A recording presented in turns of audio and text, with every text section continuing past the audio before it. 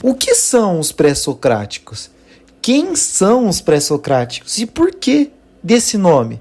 Nós vamos ver isso agora. Então, antes do surgimento da filosofia, o mundo era explicado por mitos. Porém, vai chegar um determinado momento da história em que alguns pensadores vão começar a questionar essas explicações mitológicas. Esses primeiros pensadores / filósofos vão ser chamados de pré-socráticos.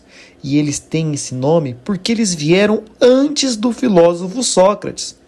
Esses filósofos pré-socráticos, eles buscavam explicar o mundo através da razão, e não mais através do sobrenatural e dos deuses, como faziam as pessoas no período mitológico. Para os pré-socráticos, todas as respostas estavam na própria natureza, em que eles chamavam de physis. Os pré-socráticos, eles queriam descobrir o que todas as coisas do universo tinham em comum.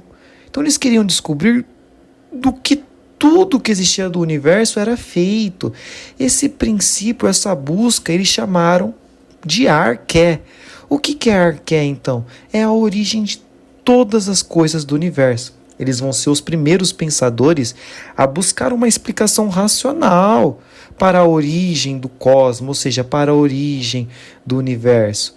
Diferente dos pensadores antigos que buscavam isso através dos mitos e do sobrenatural. Para os pré-socráticos, era extremamente importante usar o logos, ou seja, usar a razão para buscar por essa origem de todas as coisas.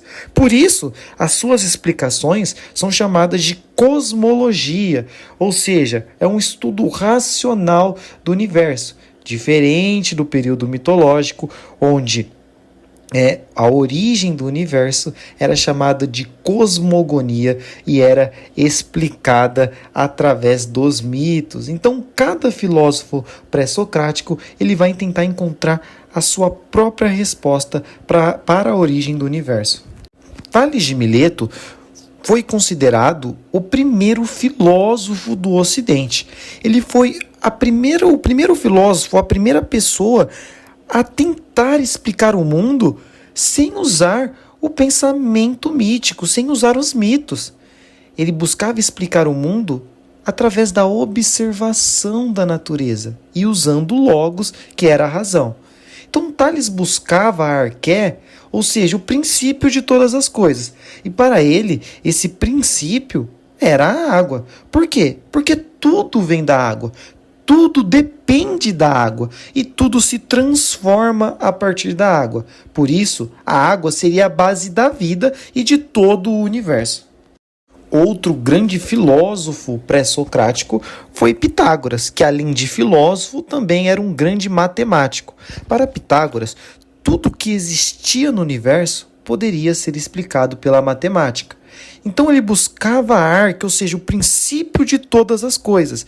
Mas diferente dos outros filósofos pré-socráticos, a arqué para Pitágoras não era algo físico, e sim os números. Segundo Pitágoras, tudo que existe no mundo segue uma ordem matemática. Por exemplo, uma mesa.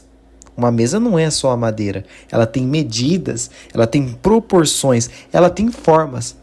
Então, ela consegue ser explicada pela matemática. Então, assim como a mesa, tudo no universo pode ser compreendida através dos números. Outro grande filósofo pré-socrático vai ser Heráclito. Heráclito ele acreditava que tudo estava em uma constante mudança. Para Heráclito, o mundo ele existia a partir de um equilíbrio entre os opostos. Opostos como o dia e a noite, o quente e o frio. Então esse equilíbrio para Heráclito, ele gerava uma harmonia, e essa harmonia era guiada por uma inteligência racional que organizava todo o universo. Essa constante mudança de tudo, Heráclito vai chamar de devir, que significa vir a ser. Por exemplo, uma semente pode vir a ser uma árvore. Um ovo pode vir a ser uma galinha. Ou seja, para Heráclito, nada no universo está parado.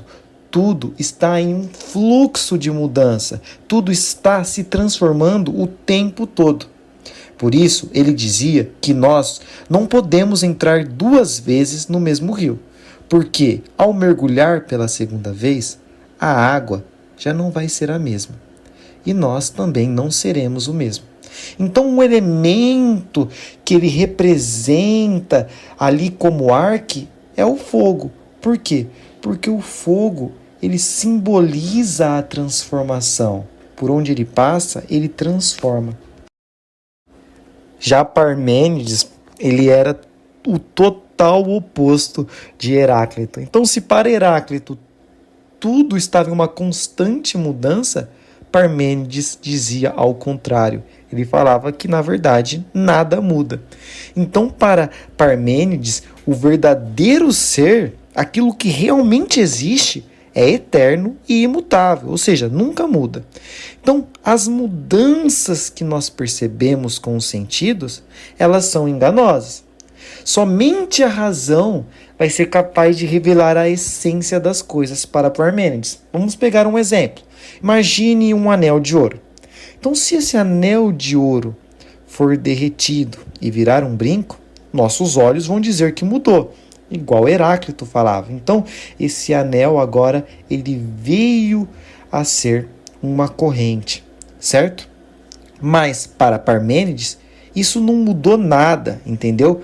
Pela razão, continua sendo ouro. Independente do formato, a essência disso é o ouro.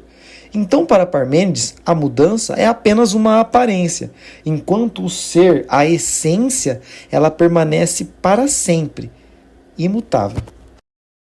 Então, existia sim uma diferença de pensamentos entre Heráclito e Parmênides. Enquanto para Heráclito a arqué era o fogo, ou seja, simbolizava que tudo que existia no mundo estava em constante mudança, para Parmênides a realidade era imutável, ou seja, o ser é imutável, aquilo que existe sempre vai existir, nada muda.